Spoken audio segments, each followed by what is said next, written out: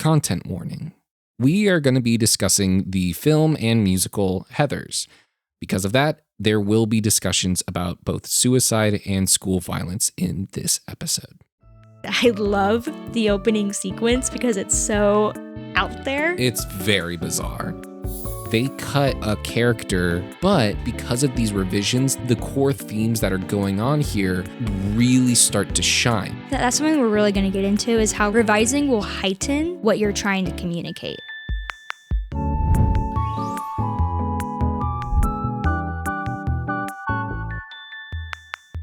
Welcome to the Bright and Ambitious Writing Podcast.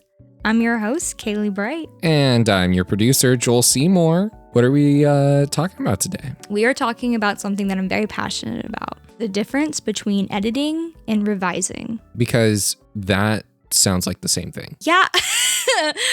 What's really funny is I also thought it was the same thing. When you're editing your work, you're really focusing on syntax, word structure, even like switching sentences around. This is like line by line. Like if they fit better in different places, that's editing. Revising is when you go deeper. So revising is going, oh, this scene is not working out, let's cut it. Or this needs to be expanded on, so you expand it.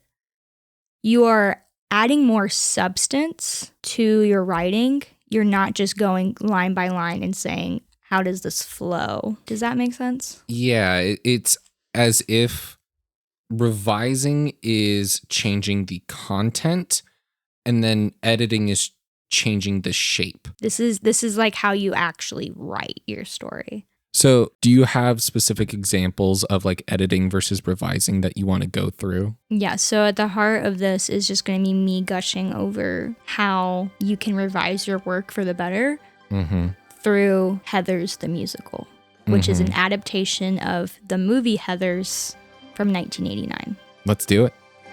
When I was just a little girl, I asked my mother, what will I be? Will I be pretty? Will I be rich? Here's what she said to me. So how do you revise your work, right? If you don't know the plot of Heathers, let me give you a rundown. Because it's crazy. It is a fantastic movie. I definitely gained a lot of influence from this movie when I watched it. It is considered a dark comedy. Which I think is accurate. It's definitely not for everyone. Oh, really? Because I feel like it would be categorized as horror. I'm getting ahead of myself. So, the plot of Heathers. Veronica is a part of this elite group, all named Heather, Red Scrunchy being the head honcho. A handsome stranger transfers into the school, and she's super intrigued by him. And he's equally intrigued by her. They hit it off, and then slowly through the course of the movie, start killing off all of the popular kids in their school. Now, in the beginning, Veronica thinks it's a joke. She doesn't think that she's actually hurting anyone, but then she quickly realizes that this is not a joke, and JD does not want to let her go. JD being the handsome mystery man. Yes. And so, spoilers if you haven't seen this movie that came out more than 30 years ago. Yeah. But JD plots to bomb the school during a pep rally, and Veronica must stop him before obviously he completes the deed. Yeah. Great movie. I absolutely love it. You can definitely see influences of JD and Heather's relationship in my novels, if you've read them. Unfortunate by Kailey Bright. It's great. It's definitely a cult classic that was not the most popular movie, but people that did see it absolutely were obsessed. And so much so that about 30 years later, it inspired a off-Broadway musical.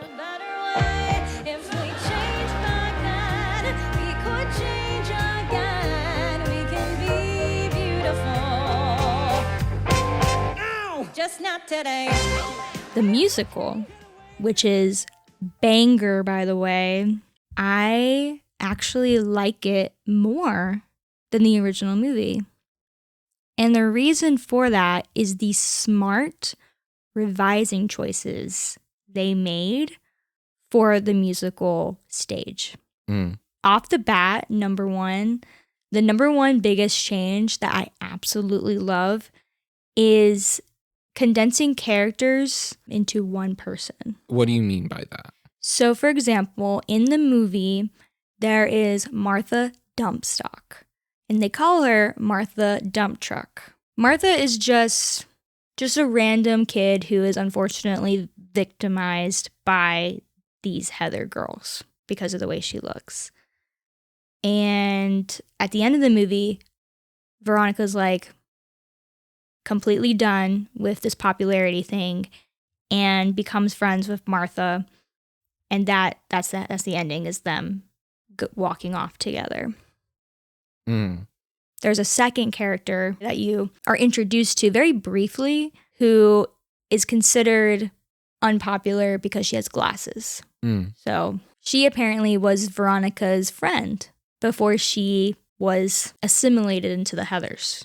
And that's just like a glimpse of being like, oh, Veronica wasn't always like this. She wasn't always part of this clique. She used to be unpopular, A. And B, she's given up her friendships with other people to be with the Heathers. That's pretty much what that character is doing. And I don't even remember her name right now. But that kind of goes into your point where in the movie, these two characters do play very similar roles, where the purpose of both characters is to communicate the difference between who Veronica actually is versus who she has to pretend to be in order to be part of the Heathers group. Exactly. And so in the musical, they combine this character to just be Martha Dumpstock. Martha and Veronica are friends right off the bat, and then that friendship gets deteriorated and destroyed when Veronica becomes a part of the Heathers group. Yeah. There is a scene in both movies where Martha tries to commit die. Though both are tragic, and thankfully Martha does survive both, you do feel more weight for the musical version because we connect with the fact that this is Veronica's friend, and she does have responsibility for this action. Right. Whenever she does attempt that, feels more important to our main character, and it's more impersonal. Not only is this someone who she's known all her life, not just a random kid in the school, but because we have that context, it's given so much more weight, and the choices that Veronica makes after this incident becomes so much more potent and powerful. Yeah, and that's something we're really going to get into, is how revising will heighten what you're trying to communicate. It will heighten and strengthen it. So in this case, like, you could argue that in both cases, Veronica is held responsible in some regard, but she's held in even more responsible regard in the musical because you have the context of them being friends before. And speaking of before, also in the musical, you are introduced to Veronica before she's in the Heathers group. What's really important about that shift, rather than her being in the group already at the start of the movie, is that we do get more context into why Veronica wanted to be a part of the Heathers group to begin with. You can obviously pick up the pieces from the movie, like that's not something they had to do by any means. In fact, I love the opening sequence because it's so out there. It's very bizarre. And it's a bizarre movie. And like, it works within the context of what they were wanting to do. But when you're thinking about your own work, I was actually talking to one of my friends, Shelby, about this. The reason why she couldn't get into the book Alchemized as much as she was really wanting to is because she never got a sense of what the before time was before this war started. Like, it just kind of starts in the middle of this war, and there's not enough moments for us to really feel the weight of like what these characters are missing. Yeah. And so that's just something to really think about, is whether or not you want to start media res, or if you want to give more context into your character's motivations. And that can also help us sympathize with our character more, especially when they're making poor decisions. Right. And Veronica very much makes poor decisions throughout both. Yes. And it, again, the movie is great. It works well. It communicates, it communicates her goals well. And, you know, she's still a likable character, even though she's making these poor decisions. But the musical does such a better job of making you empathize with her, because you realize that the same reasons why she joined the Heathers are basically the same reasons why she's joining up with JD, because she feels trapped, she feels powerless, and she feels taken advantage of. Well, she like the first musical number in Heathers is really just talking about how high school sucks. Yes. And how sad and depressed everyone feels because you're a teenager, you've had no other life experience, and everything's a drag. And so Veronica makes it very clear that she hates how she feels, and so does everyone else, but she's able to gain a sense of purpose and pride when the Heathers take notice of her. Yeah. And that's a specialty, that's a rarity. And that's something like popularity we can kind of laugh at every now and then, but it is something that we can relate to. We want to be in the inn. Like we want to be wanted. Right. And especially as a teenager, you want to feel beautiful. And that is such a core thread throughout the whole musical, is we could be beautiful. Right. And it takes on this element of that the meaning behind that changes throughout the musical. It changes in both a movie and musical, but again, it's because of these revisions that the core themes that are going on here really start to shine. This isn't just a shock, like a shock horror movie. This isn't just dark comedy making fun of horrible situations just because they can. The meaning behind We Can Be Beautiful is so integral, because it starts, like you said, starts out with that superficial surface level beauty that the Heathers represent. Then you have JD, which almost becomes this Romeo and Juliet like tragic beauty, where it's this idea that a lot of teens can fall into in high school, of this like misunderstood lonesome beauty that can become very like cannibalizing and very self-destructive and just destructive in general. And then the movie ends with Veronica going through those kinds of beauties and then finding a true beauty of the inner heart, which again is the reason why Martha and Glass's consolidation matters so much, and takes this from a very good movie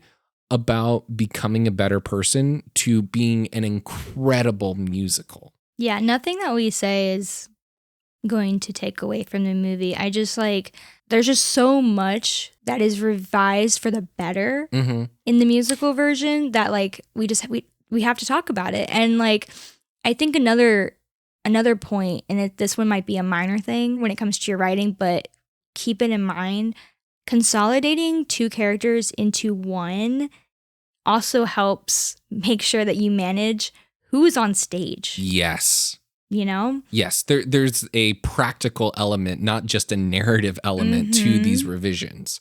And again, I think that is, I think that's a helpful distinction between editing and revising, because there's a lot of edits in the musical as well. I mean, it's a musical after all. You're going to have to edit some of these sentences or conversations, and edit them so that they fit into the context of a musical. Things have to rhyme. Things have to be, have that tonality. Well, you're going to keep the iconic lines and the iconic moments from the movie. Right. But again, like you're going to, when you're cutting and expanding, Yes. that's where revision thrives. Right. And a lot of the songs represent that editing of how can we make this story make sense in the context it's being presented. Mm-hmm. Versus revising, which is how can we take the themes and the narrative and the emotional core of the story and heighten it even more. Yes. Because even if you took the musical and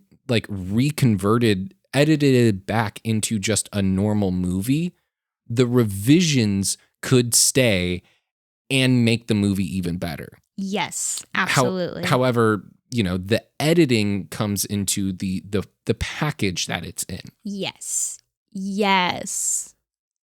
I love that. I love that explanation. And there's some other minor things that really help. Like, for example, in the musical, they add more depth to Martha as well by having her interested in one of the two jock characters, which obviously is a problem because she is Miss Not Popular and he is Mr. Popular. He actually influences her actions later on. Like she sings a song, pretty much why she had fallen in love with him in the first place. Yeah. And how kind of silly and kindergarten-y her feelings are, but she also can't help how she feels. I think, again, it helps flesh out this character to be more than just the role she plays in Veronica's story. Yes.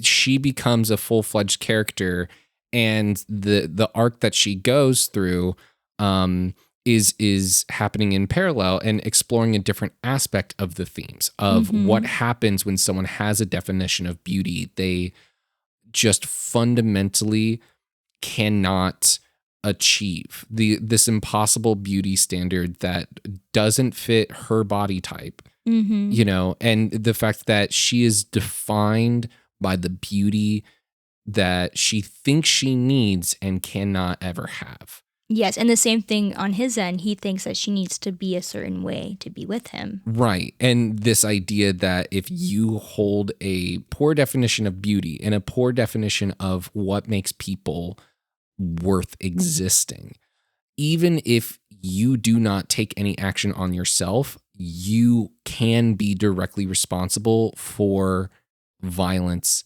and evil. Mm-hmm. And what I really wanted to get into with that is how, when you're revising, really think about how you can make each character interact with each other. Like, you need to have interpersonal character relationships. Just like point blank, you need that. But if you are able to have all of your characters have different interpersonal relationships with each other, that is going to make your book so much better. I think one of the best examples in your story, Unfortunate, is you have these two characters that when I first read Unfortunate as you were writing it, I thought were fine and good, but ultimately unnecessary. There are these two fellow students / soldiers in training in this military school, Leo and Persephone.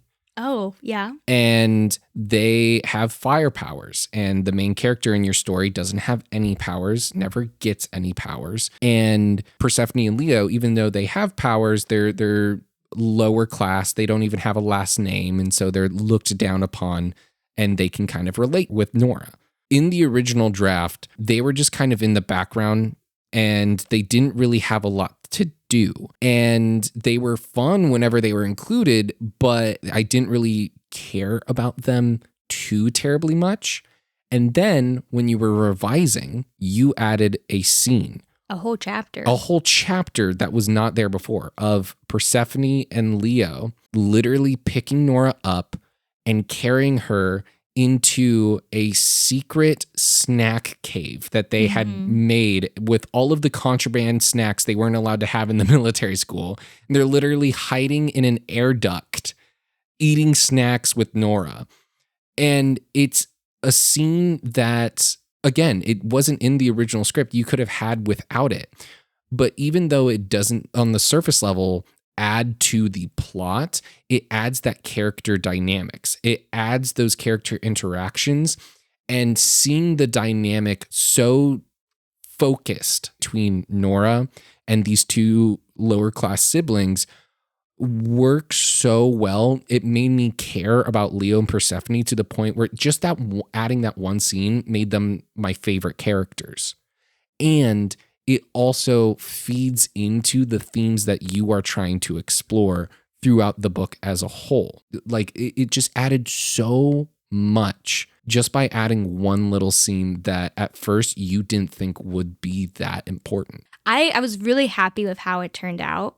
I was not expecting the sheer amount of people who would be like, that was my favorite scene. That made me like lock into the whole world. Yeah, I am very, very thankful that that scene worked out. I've killed a lot of characters. Yes. You've done both ends of the revising. When I say consolidate, I really mean it, because it's going to help tighten your story, and it's also going to tighten your word count. It's not going to muddle. Like, for context, in the first draft, Nora had like 7 brothers. Yes. There's no reason why she needs 7 brothers unless I'm creating a 7 Brides for 7 Brothers remake, right? And that's not happening anytime soon. No. At the time, yes, the reason why I did that was because I was thinking, oh, this will communicate both her isolation as like the only sister in this big family. She's also a provider in this strain because it's such a big family. Yeah. And then I was also thinking how it could reflect very similarly to the Montgomery household, and how at the time they also had a lot more children in that first draft as well. And so I was trying to do like a parallel thing between the two of them about being like, oh, not so different, you and I, / look how the upper class influences the lower class, like that sort of thing. Right. But when I went back to that draft, there was just too many characters. Yeah. And they don't hold any weight, because at the time, Nora never goes back home. Like, her brothers never really have anything else to do with the plot, at least at the time. And so I was like, what am I doing? Introducing and describing 7 characters that amount to nothing? Yeah.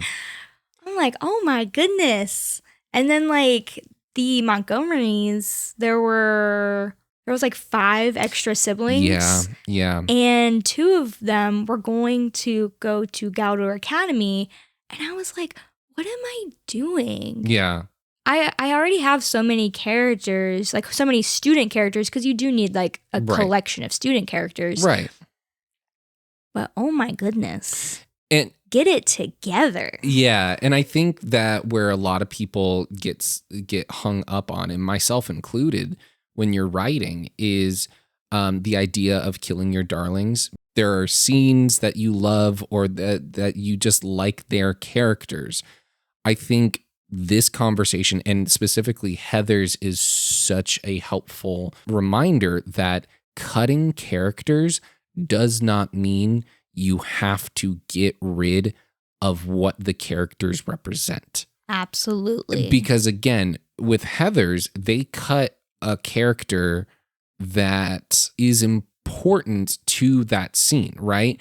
The whole idea of, the character in glasses showing up at the cafeteria represents what Veronica has given up about herself to be a part of this group. If you just said, oh yeah, that character doesn't exist in the musical, I could understand if someone was just like, well, then there's an important part of Veronica's character that we just don't get to understand. But it's not killing your darlings. It's about transforming your darlings or morphing your darlings, or revising doesn't have to be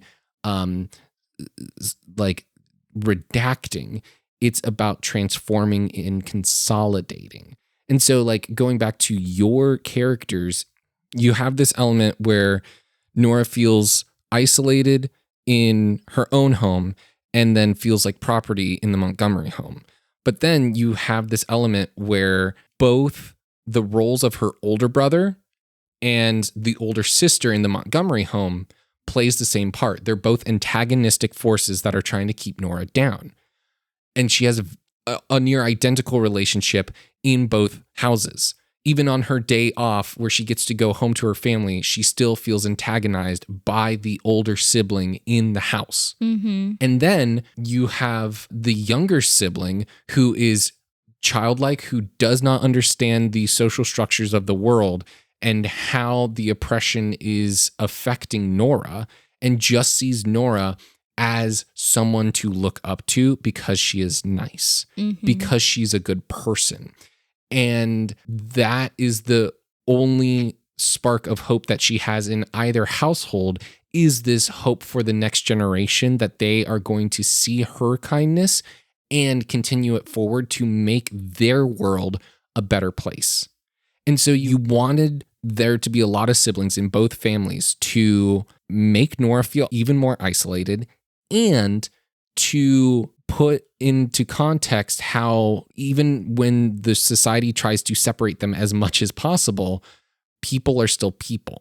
And there's that parallel in the relationships that you have, no matter the social structure.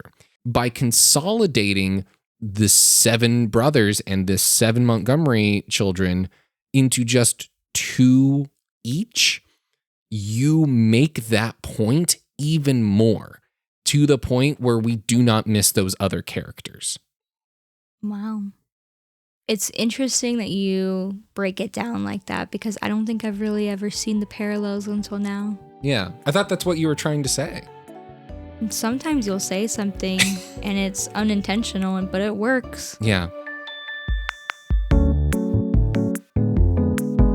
I think we've talked extensively about consolidation within your characters and how important it is to tighten your interpersonal character relationships. The third idea that I really want to hit home, because we could go on and on about how the musical was revised, but ultimately I want to get back to what I said earlier, where you want to keep the important beats. So when we were talking about the editing, it's how in the musical they kept the iconic lines. Veronica, you look like hell. Yeah? Well, I just got back.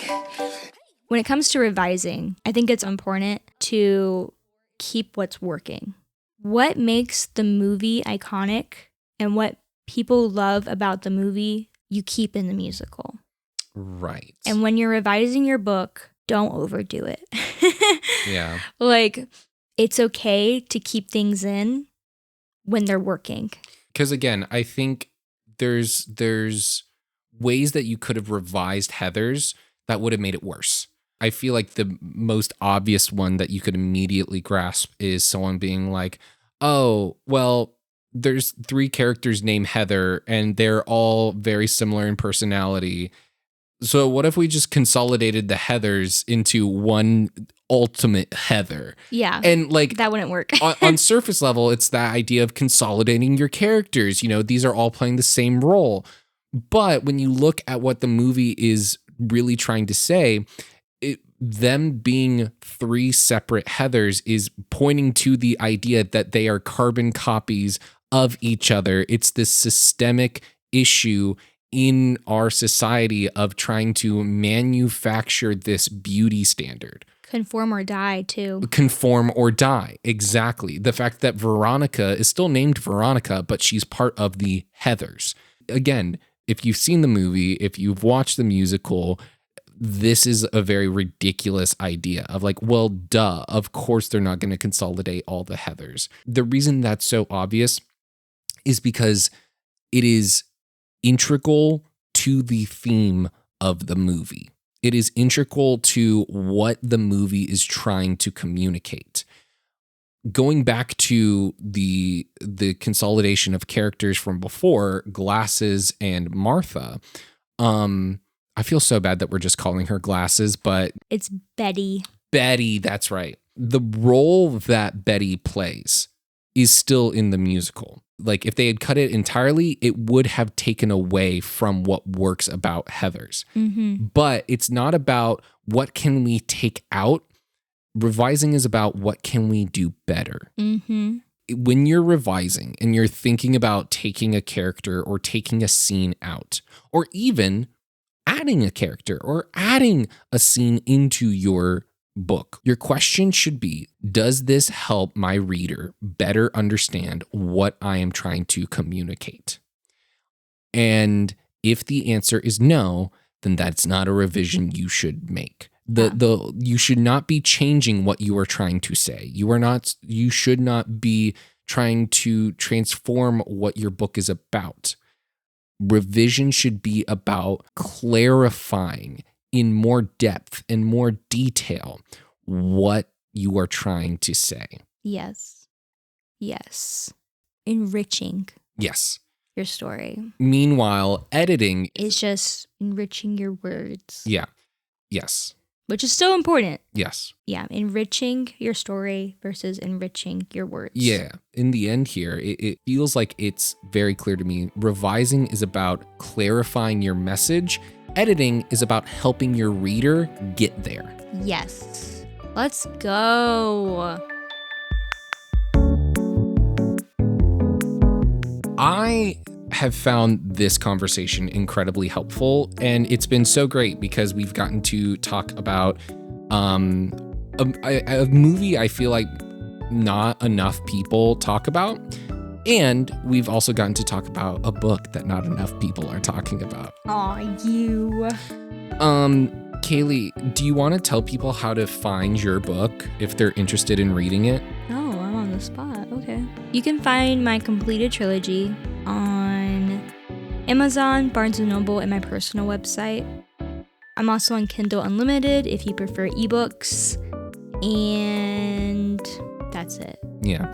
All of those are in the show notes below. If you are interested in watching Heathers the musical, I'd suggest looking up a slime tutorial. Yes. Is the movie on Tubi? It is. Yeah.